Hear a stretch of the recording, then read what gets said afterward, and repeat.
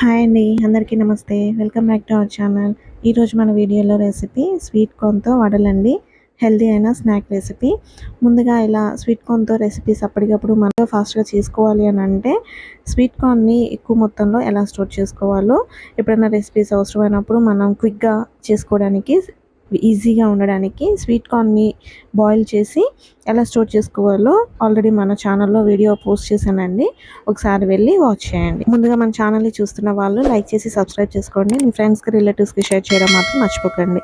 మరిన్ని నోటిఫికేషన్స్ కోసం మన ఛానల్లోనే కనిపిస్తున్న బెల్ ఐకాన్ని ఆన్ చేసి పెట్టుకోండి. ఇప్పుడు ఈ రెసిపీ కోసం నేనైతే ఒక 1 కప్ స్వీట్ కార్న్ని ఉడకబెట్టి తీసుకున్నానండి. ఇలా ఉడకబెట్టిన స్వీట్ కార్న్ని మరీ మెత్తగా బ్లెండ్ చేసుకోకుండా పల్సించుకుంటూ ఇలా బ్లెండ్ చేసుకుంటే సరిపోతుంది. ఇప్పుడు ఇదంతా ఒక బౌల్లోకి తీసేసుకుంటున్నాను. ఈ స్వీట్ కార్న్ని మనం మిక్సీ పట్టేటప్పుడు నేనైతే వాటర్ యాడ్ చేయలేదండి. చిన్న అల్లం ముక్క కూడా వేసుకున్నాను. ఇప్పుడు ఇందులోకి సన్నగా కట్ చేసుకున్న కొత్తిమీర, కరివేపాకు, పచ్చిమిర్చి, అలాగే 1 కప్పు ఉల్లిపాయలు మొత్తం వేసేసుకుంటున్నాను.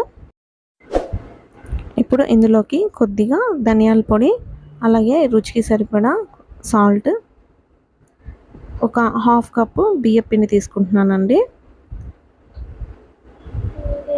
ఇలా మొత్తం ఒకసారి కలుపుకోవాలి. ముందుగానే వాటర్ అయితే యాడ్ చేయకుండా ఒకసారి మొత్తం కలిపిన తర్వాత కొద్దిగా వాటర్ యాడ్ చేసుకోవాలండి. ఇన్ కేస్ మీరు ఇలా వాటర్ వేసుకునేటప్పుడు నీళ్లు కనుక ఎక్కువైనట్టు అనిపిస్తే ఇంకొక 1 టేబుల్ స్పూన్ మైదా కానీ లేదా బియ్యం పిండి కానీ వేసుకోవచ్చు. ఈ విధంగా మొత్తం కలుపుకోవాలండి. ఈ స్టేజ్లో మీరు నానబెట్టుకున్న పచ్చిపప్పు లేదా పెసరపప్పు కూడా వేసుకున్నా కానీ టేస్ట్ చాలా బాగుంటుందండి. బట్ నేనైతే వేయట్లేదు. చూసారు కదా, నీళ్ళు మిక్సీ పట్టేటప్పుడు నేను నీళ్ళైతే ఎక్కువ వేసుకోలేదు, అసలు వేసుకోలేదు. కొంచెం వాటర్ వేసుకొని కలుపుకోవడం వల్ల ఇలా చేత్తో చేస్తుంటేనే వడలు పర్ఫెక్ట్గా వస్తున్నాయి. ఇలా డైరెక్ట్గా మనకి డీప్ ఫ్రైకి కావాల్సిన ఆయిల్ తీసుకొని, ఆయిల్ వేడైన తర్వాత ఒకసారి చెక్ చేసుకొని ఇలా డైరెక్ట్గా మనకి ఏ సైజులో కావాలంటే ఆ సైజులో వడలు చేసుకోవడమే. చూసారు కదా, చేతికి మనం ఆయిల్ అప్లై చేసుకోకపోయినా కానీ పిండి అయితే ఎక్కడా కూడా అంటుకోవట్లేదండి. పిండి కలుపుకునే దాన్ని బట్టే మనకి ఇట్లా చేతికి అంటుకోకుండా ఉంటుంది. ఇన్ కేస్ మీకు కనుక ఇలా చేతితో చేసుకోవడం ఇబ్బంది అనిపిస్తే ఒక కవర్ మీద కానీ లేదా ఒక బటర్ పేపర్ మీద కానీ ఒకేసారి చేసుకొని మీరు ఒక ట్రిప్గా వేసేసుకుంటే ఈజీగా ఉంటుంది. ఇన్ కేస్ మీకు చేతికి అంటుకుంటున్నట్టు అనిపిస్తే కొద్దిగా వాటర్ చేయి తడుపుకొని కూడా వేసుకుంటే కూడా ఈజీగా వస్తుందండి. ఈ విధంగా మనకి ఏ సైజులో కావాలంటే ఆ సైజులో బాల్స్ చేసుకొని ఇలా డైరెక్ట్గా చేతితో చేసేసుకోవచ్చు. తక్కువ టైంలో ఫాస్ట్గా క్విక్గా అయిపోతుందండి రెసిపీ అయితే.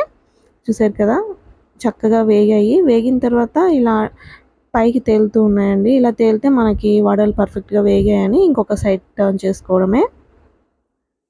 ఇదంతా మీడియం ఫ్లేమ్లోనే చేసుకోవాలండి. హై ఫ్లేమ్లో చేసుకుంటే మధ్యలో పిండి అన్నది పచ్చిగా ఉంటుంది, సరిగ్గా వేగదు. ఈ విధంగా వేగిన తర్వాత ఈ స్టేజ్లో తీసేసుకుంటే మనకి వడలు చాలా మెత్తగా కూడా ఉంటాయండి, బాగుంటాయి. లేదు అంటే మీకు ఇంకా కొంచెం క్రిస్పీగా కావాలి అంటే ఇంకా కొంచెం కలర్ చేంజ్ అయ్యే వరకు ఉంచుకొని తీసేసుకోవడమే. చూసారు కదా ఎంత ఈజీగా ఉందో రెసిపీ. ఇంతే అండి, మొత్తం వడలు రెడీ. నచ్చిందా రెసిపీ?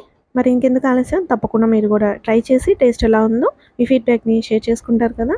అలాగే మన ఛానల్ని సబ్స్క్రైబ్ చేసుకునే వాళ్ళు లైక్ చేసి సబ్స్క్రైబ్ చేసుకోండి. మీ ఫ్రెండ్స్కి, రిలేటివ్స్కి షేర్ చేయడం మాత్రం మర్చిపోకండి. అలాగే మన ఛానల్ నుంచి నోటిఫికేషన్స్ మీ దాకా రావాలి అంటే కనిపిస్తున్న బెల్ ఐకాన్ని ఆన్ చేసి పెట్టుకోండి. ఇంకొక మంచి టేస్టీ అండ్ సింపుల్ రెసిపీతో మళ్ళీ కలుసుకుందాం. Until then, bye bye. Thanks for watching.